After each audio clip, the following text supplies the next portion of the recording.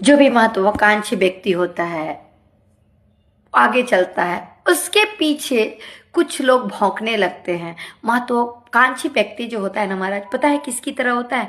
महत्वाकांक्षी व्यक्ति हमेशा हाथी की तरह होता है।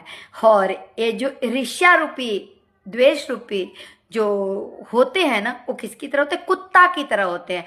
तो कुत्तों का काम होता है भौंकना, और हाथी का काम क्या होता है महाराज? मैं नहीं बोलूंगी, आप ही बताइए। हाथी का क्या क्या होता है? चलना।